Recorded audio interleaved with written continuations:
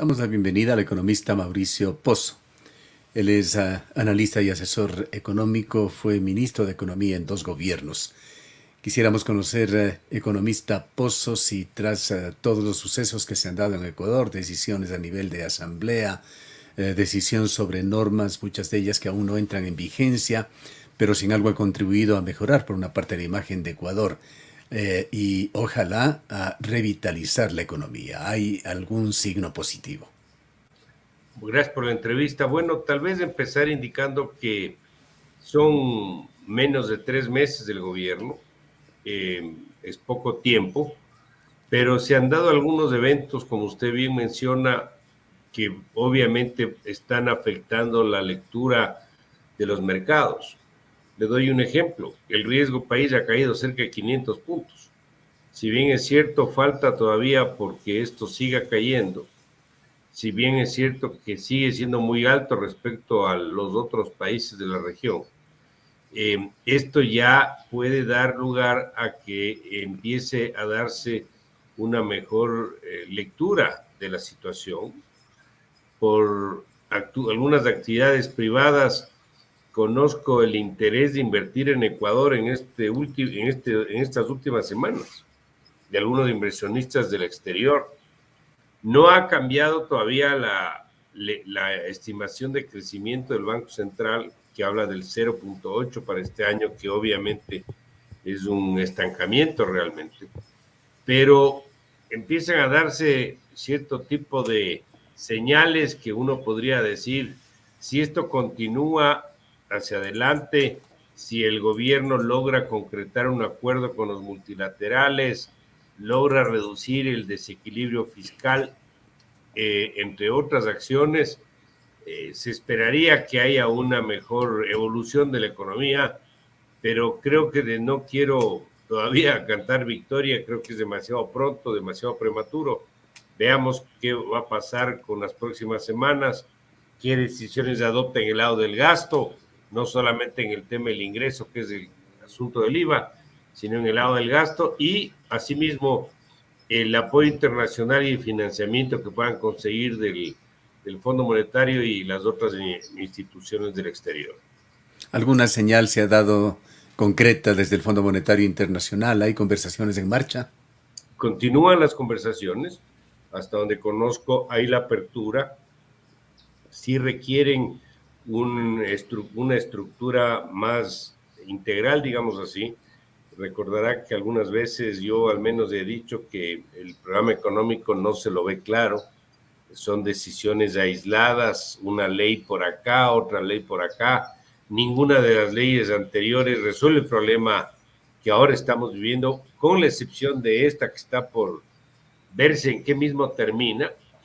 Sin embargo, sí quiero dejar de alguna manera el mensaje que me preocuparía mucho que esto pase por el Ministerio de la Ley o que el presidente acoja la iniciativa de la Asamblea, por 2 razones fundamentales. En primer lugar, porque se estaría legislando a dedo, en este sentido, que porque ganaron mucho los bancos, las cooperativas o ciertas empresas, viene una contribución particular, y todo lo que es la política tributaria a nivel internacional, la doctrina tributaria que se llama, eh, parte del principio de generalidad.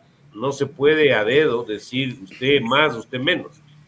Y mañana, ¿qué sigue? Serán las compañías farmacéuticas, los industriales, los comerciantes.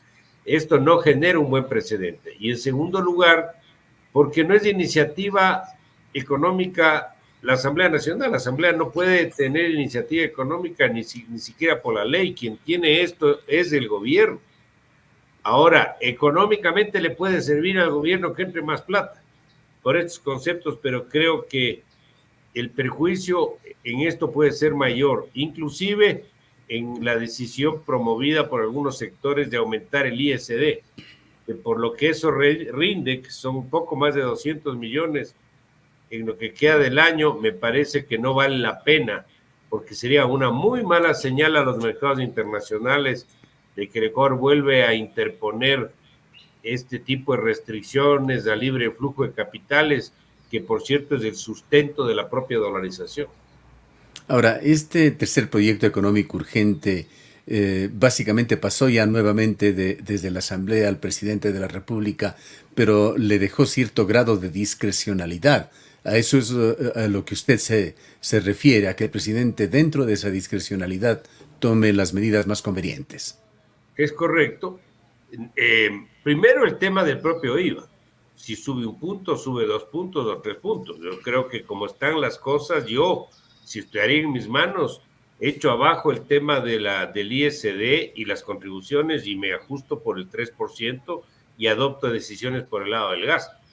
Pero no sabemos qué vaya a pasar. Puede ser que el presidente esté pensando mucho en la elección del 25 y, por ejemplo, diga que ajustar el diésel le va a representar un problema político. Y por esa razón, hasta el momento, al menos de lo que he escuchado, no están dispuestos a hacer esa revisión. Están hablando solo de las gasolinas extra y la Ecopaís, que le va a dar bastante menos plata, 500 millones versus 3.000 millones que sería meter al diésel en este tema. Pero creo que todavía está presente esta suerte de fantasma de la candidatura para el año 25. Ahora, se ha dicho también por parte de algunos analistas que así el presidente acoja en el umbral mayor, es decir, en los extremos que le da esa discrecionalidad y tome sus decisiones, no le alcanzaría el dinero para solucionar la economía, que hay mucho más en juego. ¿Piensa usted que el presidente eventualmente podría sacrificar esos espacios, cobrar menos ISD o no hacerlo, o eventualmente no subir el IVA a los topes que podría hacerlo? No, yo creo que en el IVA va a buscar, ese es el ingreso más transversal, más simple, digamos así, y le da mucha liquidez y de manera permanente. Yo creo que ahí él va a jugarse, me puede equivocar obviamente, va a jugarse por los 3 puntos. No veo sentido de que él promueva tres en un principio, a pesar de que diga que es temporal una parte de esos tres, pero para efectos de la necesidad de recursos son 3 puntos. Y lo otro es el balance entre lo que económicamente le puede convenir recibiendo más recursos, pero generando un precedente, a mi criterio, peligroso de que la Asamblea empiece a promover decisiones que no son de su rol, no son de su competencia. Ahí yo no sé por dónde se vaya a ir. Es una incertidumbre, pero hay otras acciones que no tienen nada que ver con esto y que el gobierno puede optar. El inicio de la renegociación de la deuda, el asunto que estábamos conversando de los subsidios a los derivados, el control de la nómina, el congelamiento salarial, bienes y servicios, el tema de la seguridad social, que es parte del gasto público, la reforma me refiero. Es decir, ahí hay cómo avanzar bastante también y ahí sí tener un paquete mucho más integral de lo que sería el programa económico. Y el tema de las contribuciones de sociedades, se estiman que unas 10.000 se verían afectadas en el país, así como bancos y cooperativas, que se ha dicho podría incluso generar una situación de falta de crédito y en consecuencia tener más bien un efecto negativo sobre la economía. ¿Qué es lo que piensa usted? Estoy de acuerdo. El momento en que usted le asigna una contribución a los bancos por utilidades, por ejemplo, ¿qué es lo que va a ocurrir? En el caso bancario hay una normativa internacional y de aplicación interna también que dice que hay que guardar una proporción entre el patrimonio y los activos de riesgo.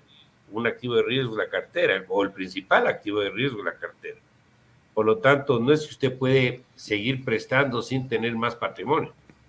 Necesita más patrimonio para prestar más. En este caso, usted se iría con esta decisión contra el patrimonio. Y por lo tanto, ¿qué va a pasar con los bancos? ¿Van a cerrar el crédito?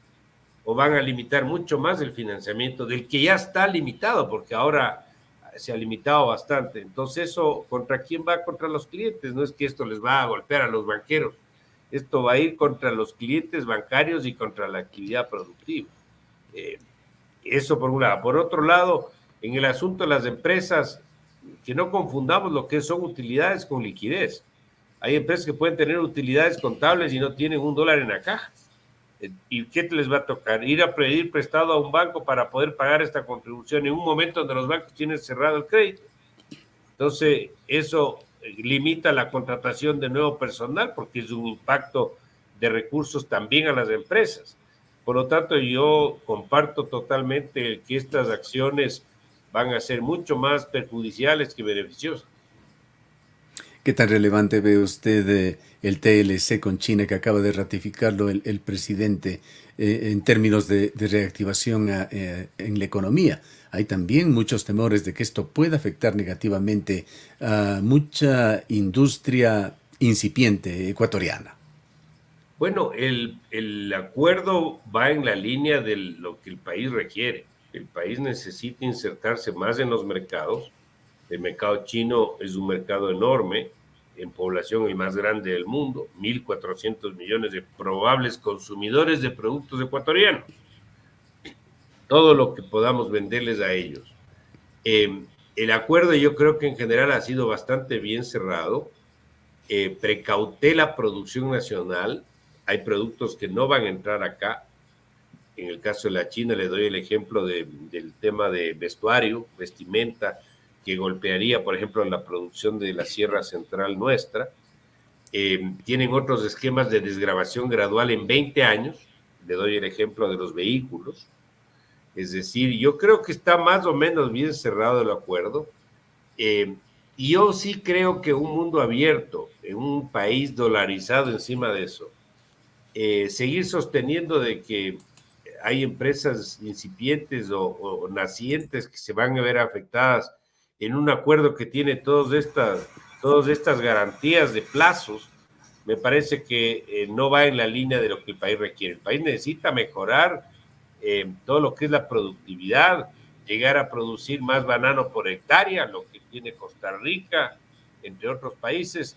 Estoy solo poniendo el ejemplo del banano, pero tiene que ir en esa línea. Y así como se firmó este acuerdo, creo que tenemos que continuar. Fíjese que cuando se firmó el acuerdo con Europa, que ya son 7, 8 años, se decía más o menos lo mismo, que va a afectar a la industria nacional, que no nos va a beneficiar. Pasan 8 años y el saldo es absolutamente favorable. Nuevos exportadores, nuevos productos, más empleo, más divisas, balanza comercial favorable para el Ecuador. Es decir, ha sido totalmente positivo para el país. Espero, y por lo que veo, podría ser también el caso del acuerdo con China. ¿Qué pasa por otra parte con la liquidez del gobierno, con las finanzas públicas? Siguen viéndose protestas en varias ciudades del país, reclamos de la Asociación de Municipalidades del Ecuador. ¿Cuánto está afectando esto y tiene visos de mejorar?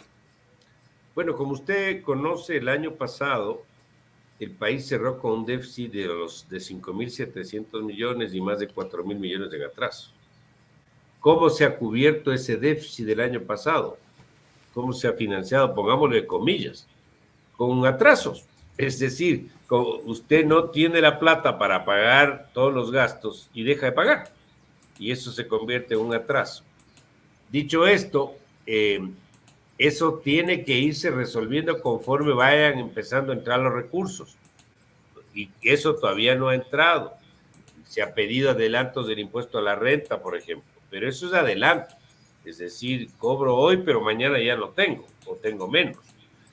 Hay el asunto de la amnistía tributaria, que es otra decisión que se adoptó. Hay el tema del valor de la renovación de las licencias de las compañías de telefonía celular. Está el asunto de todo este paquete en manos de la Asamblea, bueno, ahora en manos del presidente. Y todo ello le va a ir dando poco a poco recursos. No es que se apruebe y pasado mañana ya entró la plata. Esto va a ir poco a poco, pero una de las formas de salir con estos atrasos lo antes posible es cerrar un acuerdo internacional rápido. No es que le van a dar tampoco toda la plata de una sola, pero le pueden dar un desembolso importante que le va a ayudar a ir saliendo de eso. porque usted puede dejar de gastar, deja de gastar y se quita la presión del gasto, pero no le entró la plata. Y la forma que entre la plata es de afuera. ¿Y eso qué es? Un acuerdo internacional. Pero si nosotros, y eso también es bueno dejar sentado, no arreglamos los problemas estructurales y de fondo, esta va a ser una discusión eterna. Vamos a estar permanentemente hablando que otro acuerdo con el fondo, que la plata prestada por acá. Hay que arreglar los problemas de fondo. Un problema de fondo es el tema de la deuda. Otro problema de fondo es la obesidad estatal. Otro problema de fondo son el rol del Estado en empresas que no debe tener. Y así podemos seguir. Si no arreglamos eso, esta discusión de que nos falta plata no va a terminar nunca. ¿Qué expectativas hay con respecto al empleo? La consulta popular lo tocará, algunos de los decretos también han estado en la línea de permitir el trabajo por hora, reformas laborales importantes. ¿Ve usted posibilidades de que esas cifras de desempleo y subempleo puedan mejorar? Si cambia un poco la estructura laboral vigente por la vía que sea, el trabajo por horas, hay acuérdese usted, los costos de despido, costos de contratación, el tema de la jubilación patronal, etcétera. Si vamos avanzando en un mercado más moderno, sin duda alguna se van a abrir opciones de recuperación del empleo. Esta ha sido una de las grandes restricciones para la inversión extranjera en el Ecuador y para el propio empleo. Así que yo sí creo que eso puede va a ayudar bastante más, por cierto, que la ley de empleo juvenil, porque han habido varias leyes de promover la contratación de personas, jóvenes o no jóvenes, pero siguen existiendo estos problemas que estamos conversando, el tema laboral. Entonces yo creo que eso es bastante más importante que lo otro y ahí se irá poco a poco observando. Obviamente para eso necesita crecer la economía y un crecimiento del 0,8 es insuficiente, tiene que crecer más rápido, unido al tema de un mercado laboral más flexible, creo que puede ir ayudando al tema del mercado del trabajo. ¿Tiene indicios, alguna cifra, economista Pozo, sobre cómo está el consumo de los ciudadanos, de las familias ecuatorianas? No hay mucha variación. Las últimas cifras que yo tengo de cierre del año pasado y las estimaciones para este año hablan de un crecimiento cercano al 2%. Es decir, no existe ahí grandes avances, es un crecimiento pequeño y es difícil que eso se reactive con las figuras que tenemos y las cifras que tenemos de subempleo y desempleo. Es difícil esperar una mayor demanda cuando tenemos estos problemas. Eh, También incide en esto el corte del financiamiento bancario. Cuando hay menos financiamiento, hay menos capacidad de compra de bienes y servicios y de demanda. Eso también incide, pero esto se tiene que ir arreglándolo. Algo que creo que es importante mencionar es que cuando usted tiene un fisco con desorden, hay un riesgo de transmisión a otros sectores como el sector bancario. ¿Por qué? Porque el fisco no paga atrasos. El que no cobra el contrato con el Estado no le paga a un tercero. Ese tercero no paga ciertas deudas. Ese otro no paga la deuda con el banco. Es decir, hay un efecto de transmisión que puede cortar la cadena de pagos y eso afecta a la liquidez y hasta la propia dolarización. Entonces, sí es importante que este tema se normalice lo antes posible, antes de que empiece a golpear al sector bancario, inclusive al sector externo también. Para finalizar, economista Pozo, sin un plan económico claro en el horizonte, ¿qué aspiraría usted del gobierno? ¿Cuáles serían las mejores medidas, las mejores decisiones en el corto, en el mediano plazo que podría tomar el presidente Noboa? Yo creo que esto no va a poder resolverse sin apoyo externo. Pero si ese apoyo externo viene con reformas temporales y sobre todo permanentes, porque el problema del asunto fiscal no es un tema temporal, es un tema permanente y el tema de la seguridad tampoco es un tema temporal, es un problema permanente. En la medida que pueda cerrar un acuerdo externo y haga esas reformas, el escenario es mejor hacia adelante. Hasta políticamente creo que le puede convenir al gobierno y al presidente. Bien, le agradecemos mucho por habernos acompañado. Bueno, pues a la orden, Gustavo. Declaraciones del economista Mauricio Pozo, exministro de Economía en dos gobiernos.